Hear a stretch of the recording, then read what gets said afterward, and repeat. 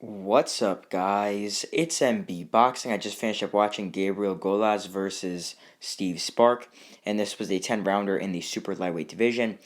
And this fight was Saturday, May 6th, from Estadio Akron in Guadalajara, Jalisco, Mexico. And this fight was broadcasted on the Zone pay per view. And in this fight, Gabriel Gollaz was able to get a split decision victory over Steve Spark. I personally scored this bout 95 to 94 in favor of Steve Spark. The three judges scored this bout 96-93 and 95-94 in favor of Gollaz, and the one judge had it 95-94 in favor of Spark. So this fight, let me just say this first, was a really, really good fight. Back and forth, action-packed fight. We saw a knockdown in it as well. It was a really, really solid fight. But when it comes to the scoring, it was definitely a really, really close fight. But I think that 96-93 for Valenzuela, which is 6 rounds to 4, I mean, that's a little bit iffy. Definitely iffy, because the last 4 rounds, in my opinion, of this fight, I thought Steve Spark 100% won.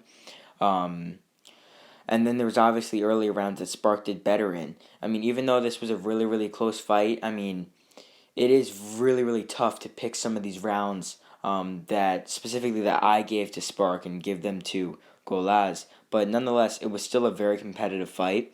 But I mean, I don't really think this was the worst decision ever, but I definitely think Spark should have got the nod a little bit. But I mean, by no means is it like the craziest robbery of all time. But it does kind of suck how it was in Guadalajara, and it wasn't like the. I mean, obviously, if you're in Guadalajara facing a fighter from Guadalajara, it's going to be pretty hard to get the decision. But, I mean, Steve Spark, you just couldn't do it. But just to break this fight down round by round, the first 3 rounds were pretty interesting. I thought that Spark edged the first round and the third round out of those first 3 because he was just landing the better shots, in my opinion, was more active. But round 2, I thought that Gollaz evened it up after the first 2. But then in the 4th round, I gave it to Gollaz. Gollaz had some very good counters and combinations at the end of the 4th round and in the second half, but Spark had some good moments in the first half of that 4th. That was one of the closer rounds that I did actually give to Gollaz that actually could have went to Spark. But then in the 5th round, Spark really he had a good start. Spark had a good start, but then I just gave the just overall the better work to Gabriel Gollaz. I thought Spark obviously did better earlier on, just like in the 4th round, but Gollaz again just was better throwing his combinations later on, landing some jabs later on. And then in the 6th round, Steve Spark actually did go down. That was a big turning point in the fight. That definitely did sway the judges' scorecards and really could have lost Steve Spark this fight.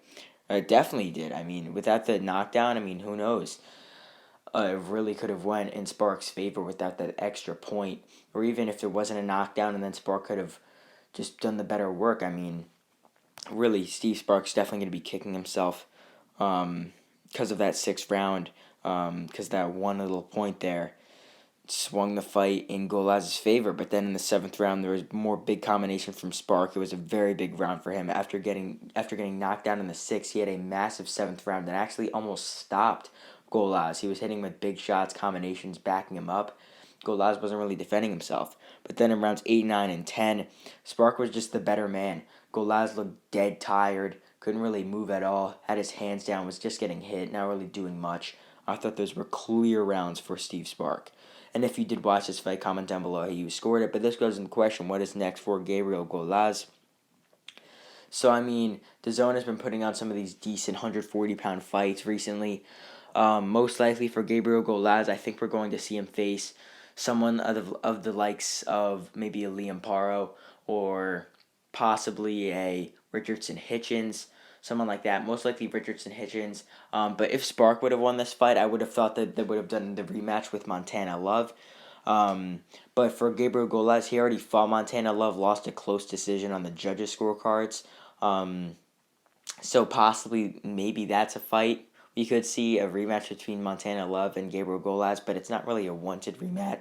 Excuse me, not really a wanted rematch, but it is still a fight that's up there. Could definitely happen, but like I said before, The fights between Richardson Hitchens and possibly Liam Paro fight are definitely more likely than that. And those are the three fights that I think that could be next for Gabriel Gollaz. But as for Steve Spark losing here in this fight, I believe this might be his third loss. I think so. He lost a very close decision in this one. Um, I mean, for him, like I said before, he could definitely face Montana Love in a rematch because their fight ended in a DQ. But I mean, if he doesn't face Montana Love, he could just be on another big DAZN card because he's actually a very entertaining fighter. DAZN could put him on against a decent level opponent that he could possibly get a win, possibly get a tough loss over. Maybe they could put him against Brock Jarvis. If Brock Jarvis wants to hang around at 140 again, gets called up for a big fight like when he fought Liam Paro, who knows? There could be a fun Australian clash between those two power punchers. But I mean, if not, I mean, like I said before, I mean, he's a very fun fighter, and DAZN keeps putting him on these pretty big cards, and he's always performing well. Very entertaining fighter, and like I said, we could just see that again. Him just going on another big DAZN card and taking on a decent level opponent, getting a tough loss, or getting a big win. So overall, Gabriel Gollaz gets a very razor thin split decision victory over Steve Spark in a fight that I thought personally was sort of edged slightly in favor of Spark, but nonetheless, Spark was dropped, and Spark gets his third loss in this one, and Gollaz gets one of the best victories of his career. And yeah, that's really it. I'm MB Boxing. Thanks for watching, and I'll see you guys later.